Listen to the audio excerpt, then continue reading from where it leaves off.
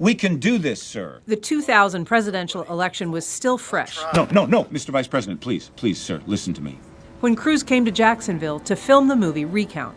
You cannot concede.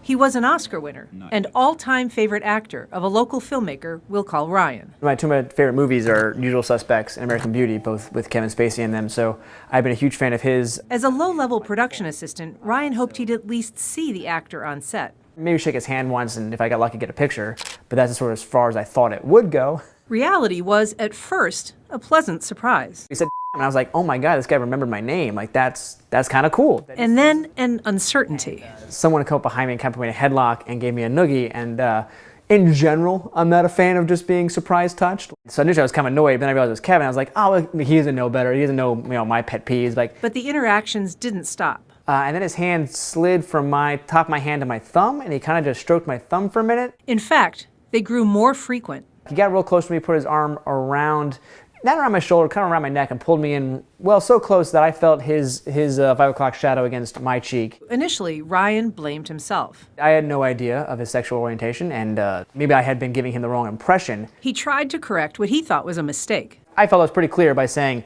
hey, I'm not gay, hey, I have a girlfriend. I thought these were pretty clear indications that I was not part of the team. But it didn't end. It was almost daily. So he didn't stop? No. Ryan wasn't the only one. First Coast News spoke to another former production assistant. He recalls commiserating with Ryan over Spacey's unwelcome sexual advances, and even fielding some of them himself. A third, who worked with Spacey on Elvis and Nixon, calls Spacey flat-out predatory.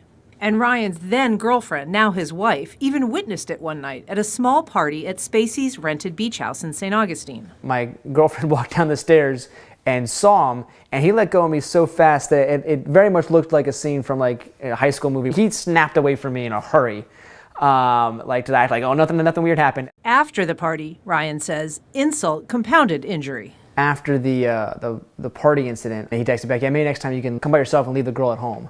My girlfriend then saw that, and she was like, hell no. Hell no to this guy. Ryan says back then, they regarded it as a bad joke. I guess I wasn't sure men could be sexually harassed. Even if there had been, he's certain what would have happened if he'd complained. They would have found another production assistant. I mean, it's much easier to find someone to take my job than to take Kevin's job. Nobody ever has to say, me too, again. It's a power dynamic that many in the Me Too movement have experienced. You don't get to be offended. Like, tough break. Like, if you want to keep moving, you just suck it up. But Ryan is careful to distinguish himself from what he sees as real victims. What he did to that 14-year-old and what he's been accused of with other people are far worse than anything I encountered. I want to be very clear on that. Like, I know I'm real fortunate in that regard. I didn't suffer what they suffered. Over the years, he's told the story many times. It's never been a secret for me. I'm not embarrassed. But in coming forward publicly, he did not want to use his name, worried, even today, that those unwelcome advances could damage his career. I don't want to be defined by that.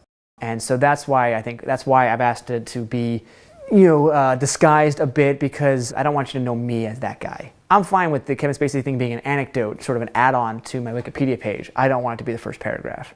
Ann Schindler, First Coast News, on your side.